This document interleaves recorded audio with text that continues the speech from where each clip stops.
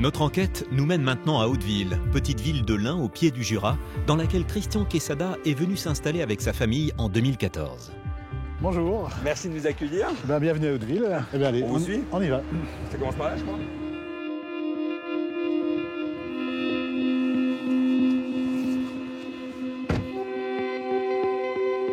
C'est une petite ville de 4000 habitants, pour faire court, quoi, qui fait partie du plateau d'Hauteville.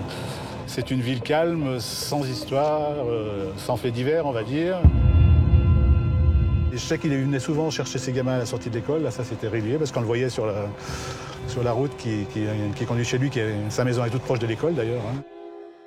Mais déjà à l'époque, le comportement de Christian Quesada intrigue à Hauteville.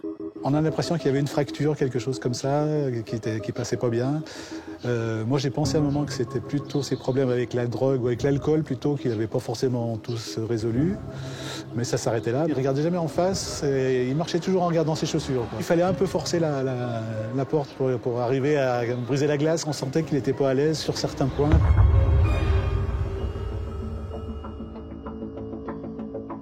Là, on arrive dans le lotissement où il habitait, donc sa maison est toute proche. On rentre dans le lotissement.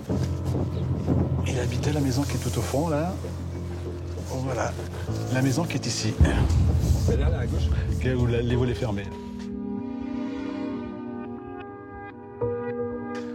Voilà, c'est la maison de Christian, qu'il habitait là avec sa femme au départ. Après, il habitait tout seul quand ils se sont séparés. Sa femme est partie avant que l'affaire éclate, c'est ça? Tout à fait, oui. Donc ses enfants n'étaient plus là quand cette affaire a éclaté, tout à fait. La situation professionnelle de Quesada commence à nuire à ce couple atypique. Et c'est dans cette petite ville de l'Ain qu'il va subir un nouveau coup dur. Et là-bas, ça va être assez compliqué. Leur relation bat de l'aile. Au bout de 4 ans de mariage, ils divorcent. Et là, Christian Quesada, de nouveau père-pied, entre guillemets, se retrouve au RSA.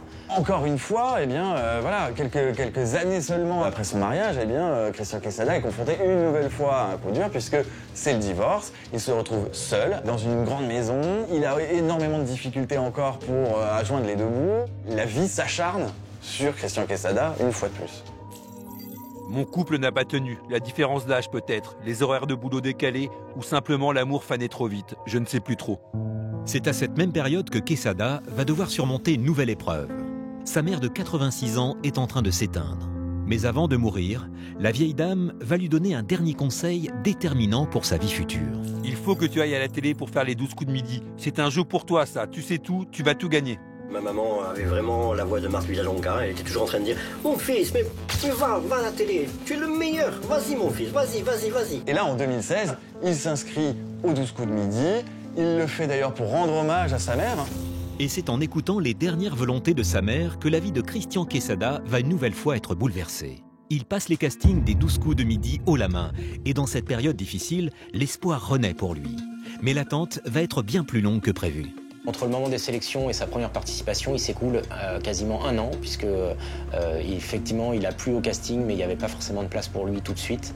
Donc pendant 1 an, il a survécu comme il pouvait. Christian Quesada a donc tapé dans l'œil des casteurs du jeu emblématique de TF1. Mais comment se passent ces fameuses sélections? Sur quels critères sont recrutés les candidats?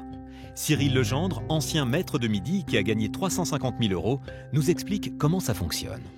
Tous les castings sont les mêmes. Une présentation devant un public pour montrer qu'on est à l'aise, qu'on est drôle, qu'on est surprenant, qu'on peut faire rire les gens. Et puis ensuite, on monte votre bobine au producteur qui dit oui ou non. Mais à aucun moment, il y a une analyse psychologique de votre personne, non. Pas d'étude psychologique du candidat, ni d'enquête sur d'éventuels antécédents judiciaires. Selon Cyril Legendre, ces castings sont purement formels et c'est comme cela que Quesada est passé entre les mailles du filet. Il n'y en a pas un jeu où on pose des questions sur votre personnalité, non. L'essentiel, c'est que vous soyez drôle, amusant, avoir des connaissances et puis que vous passiez bien à la télévision, c'est juste ça. Par contre, il n'y a pas de clause de moralité, il n'y a pas d'obligation de fournir un casier judiciaire. Voilà, c'est vraiment un petit contrat pour céder votre image, pour dire que vous êtes d'accord de participer au jeu. Christian Quesada, qui avait déjà participé à plusieurs jeux télé et qui a connu une vie trépidante, ne pouvait alors que séduire la production. On recherche aussi non seulement des candidats, mais on recherche aussi une histoire derrière. Et lui, l'histoire, elle était belle. Le RSA, pas un sou. On peut comprendre que l'histoire de Christian Quesada est intéressée. C'est une évidence. Il avait du métier surtout aussi. Il sait ce que c'est que d'être un bon client, comme on dit, pour la télévision. C'est-à-dire qu'il faisait des blagues, il savait se mettre en scène, il avait le contact facile avec les gens. Et au-delà de ça, il avait quand même des connaissances assez hallucinantes. Il avait un peu réponse à tout. Il avait vraiment toutes les qualités pour être un très bon candidat de jeu de télé. Et presque un an après son fameux casting, le coup de fil tant attendu arrive enfin. Nous sommes en mai 2016 et le futur grand maître de Midi est attendu à Paris pour le tournage. Enfin on m'appelle, il était temps. Je viens de passer en dessous des 60 kilos sur la balance. Je ne faisais plus qu'un repas par jour. Je suis euphorique. L'ennui, c'est que l'appel de TF1 fait ressortir mes difficultés. Pour rejoindre la capitale, Quesada, complètement fauché, a été obligé d'emprunter de l'argent, comme il le raconte sur le plateau de Cyril Hanouna quelques mois après. Donc pour monter à Paris, il est obligé d'emprunter de l'argent, 19 € pour prendre le bus. C'est vrai cette histoire.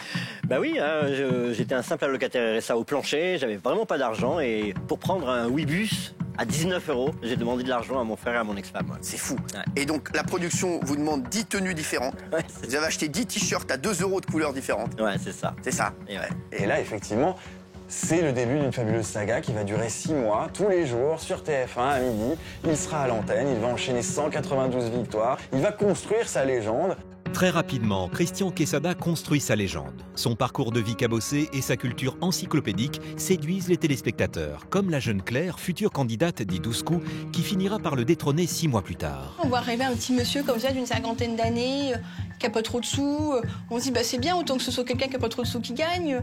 C'est souvent les gens, ils ont des fois des moyens, etc. Là, on se dit, c'est un monsieur, il a 2 enfants, moi pour aller gâter, j'étais contente pour lui, sincèrement. Voilà, Christian Quesada, il est dans le cœur des Français. Nous, on l'a bien constaté à Téléstar, c'est qu'on a reçu énormément de courriers, des témoignages de sympathie pour ce candidat. C'était vraiment la belle histoire et on avait envie que ça continue. L'histoire Quesada, c'était le conte de fées parfait. Un conte de fées que le nouveau héros des jeux de TF1 a réussi à écrire grâce à son énorme culture générale. C'est-à-dire que moi, je suis un bon maître de Midi, mais lui était carrément largement au-dessus de tout ça. C'est-à-dire il avait des connaissances qu'on qualifie d'encyclopédiques. Moi, personnellement, j'admire Christian Quesada, pour ce côté culture et intelligence. Et c'est quelque chose qui m'a toujours épaté. Et il avait des réponses. Je me rappelle, il avait une question sur le volapük, ce qui est une tentative d'harmonisation des langues en Europe au 19e siècle. Je pense que très peu de gens étaient au courant du volapük ou de l'espéranto ou ce genre de choses. C'est une source intarissable de connaissances. Il écrasait un peu tout le monde dans le jeu et c'est quelqu'un qui était éblouissant, on va dire, par ses connaissances. C'était le maître des maîtres, effectivement. À l'époque, sur le plateau de la Plaine Saint-Denis, le champion a même réussi à taper dans l'œil de la jeune Emeline, 26 ans, contre qui il a joué. Pourtant, la jeune femme portera plainte contre lui quelques mois plus tard. C'est quelqu'un qui paraissait comme nous et puis il partait de rien et ça prouve qu'on n'est pas obligé d'avoir des études ou d'avoir autour de nous des personnes d'un bon environnement pour s'en sortir en fait ou pour avoir des connaissances. J'étais impressionnée par ses capacités intellectuelles, ses connaissances, ses moyens même techniques pour mémoriser quelque chose. J'ai envie d'apprendre avec lui ou qu'il nous donne des pistes en fait. J'ai quand même vu dans l'émission qu'il avait un talent fou. Malheureusement, nous ne pourrons pas vous montrer le talent de Christian Quesada dans les 12 coups de Midi, toutes les images ayant été mises sous embargo. Toutefois, Emeline se souvient très bien de son duel face à Quesada, qui marquera le début d'une relation amicale qui finira mal. Je l'ai rencontré, c'était quelqu'un de très simple, très normal. Il était à ma droite quand j'ai mangé avec lui. J'ai vu qu'il était sûr de lui parce que ce qui m'avait vraiment tilté, c'est que lui, il avait pris un petit verre de vin, c'était autorisé, et moi j'avais pris que de l'eau comme les 2 autres concurrents. Et je me suis dit, lui, il n'a pas peur que l'alcool le fasse dérailler, donc il a l'air confiant. Il y a même ma cousine qui est venue sur le plateau. Je me dis, mince, il en a bien profité.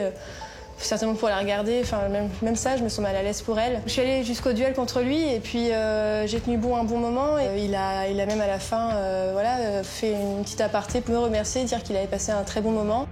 Emeline est éliminée du jeu, mais Quesada tient à garder le contact. Il développe une amitié via les réseaux sociaux, en tout bien tout honneur, du moins au début.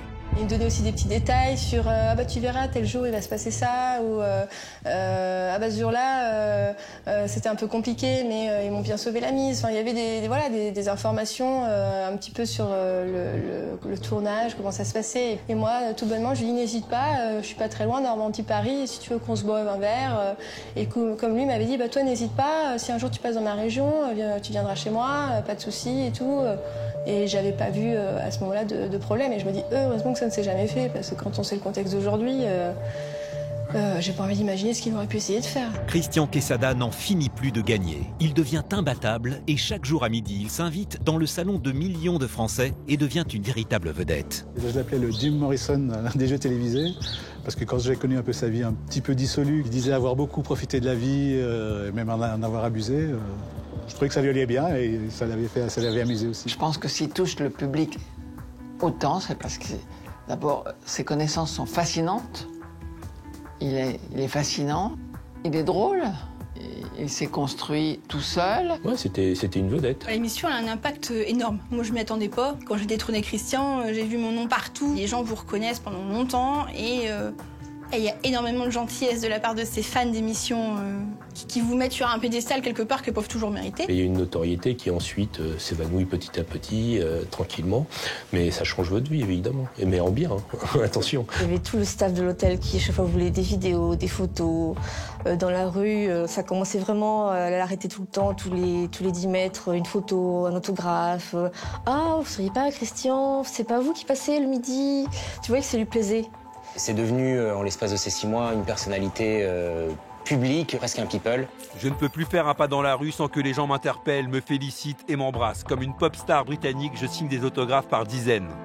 Après avoir eu les hauts et les bas qu'il a traversés, d'avoir eu son parcours chez Jean-Luc Reichmann, je pense que c'était pour lui une revanche. Candidat hors du commun, il devient un personnage incontournable de l'émission. C'est vrai qu'au bout de 6 mois de présence à l'antenne, Christian Quesada était devenu l'autre star des 12 coups de midi. Jean-Luc Reichmann, effectivement, était obligé de composer avec quelqu'un qui était devenu un phénomène, qui faisait des couvertures de magazines télé tout seul. Puis Jean-Luc Reichmann l'aimait beaucoup. Hein. Ils étaient assez proches puisqu'ils avaient passé, je vous dis, ils passaient des soirées ensemble. Jean-Luc Reichmann est quelqu'un de plutôt très sociable, très accueillant et avait créé une relation avec chacun des champions qu'il avait eu.